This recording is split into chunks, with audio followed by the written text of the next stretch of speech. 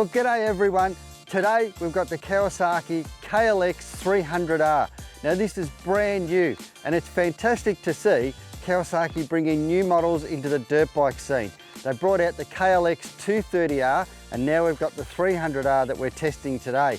Now we've been out, had a ride on it. This is a really fun little enduro bike. It's a fuel injected 290cc liquid cooled 4-stroke engine that has electric start with a 6-speed gearbox, and it comes with a steel frame to handle all the off-road riding. It's got some long travel suspension, 285mm at the front and 285mm at the rear as well. The front suspension is upside down forks, making it ultra cool, and the rear suspension is legendary Unitrack suspension. It comes with a 7.9 litre fuel tank, which is plenty big enough. With fuel injection, you've got a lot more economy there.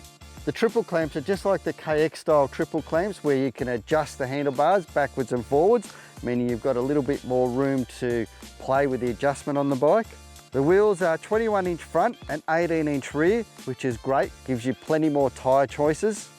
It's got front and rear disc brakes, 270mm front brake and 240 rear disc brakes, so very strong brakes. So there's the specs that Kawasaki sent us on the new KLX300R. Now, what did we really think of this bike?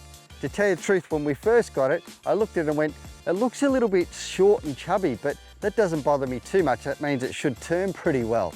It's very tall, that's one thing about it. I reckon it's just a tad shorter than a KX250. The look of the bike looks like a KX450 or 250, especially Cameron and I said, when you're looking front on at the bike, it looks like a KX450 with the white number plate. I think it's actually got the same front fender and number plate as the KX450 and 250.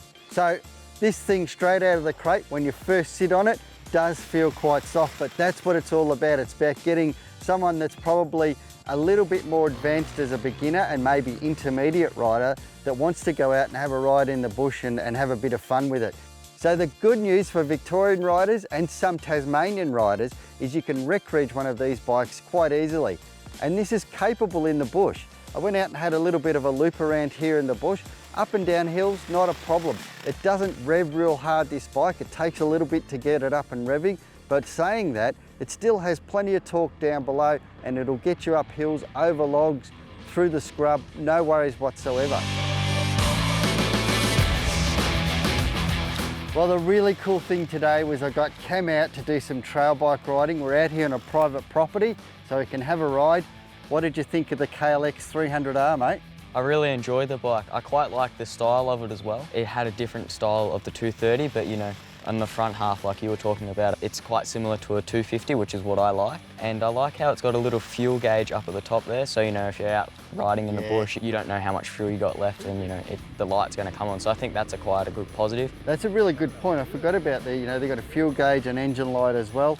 The other quirky thing about this, well, it's not super quirky, but you've got 2 buttons to push to start it, and you've got to make sure you push the on-off button off or the battery does go flat. That's one thing about it.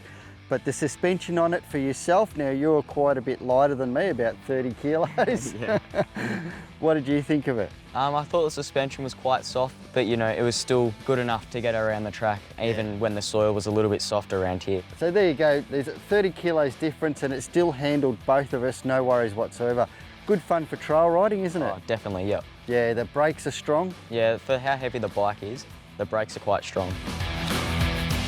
Once you tune the suspension in, we'd go to Chad and get him to do it for us. Yeah. I think it'd really change the dynamic of this bike, wouldn't it? Yeah, definitely. Yeah.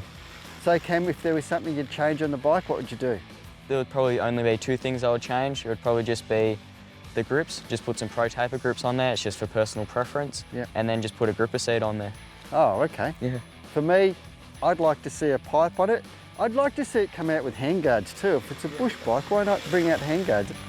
Really, out of the crate, not a problem whatsoever. You can get on it, ride it and have a ball like we did today, didn't we? You can rip around the track, you can make a lot of ruts, which is super fun. Well, big thumbs up to Kawasaki for bringing out some bikes when it's probably not the time any other manufacturers bringing out new model bikes.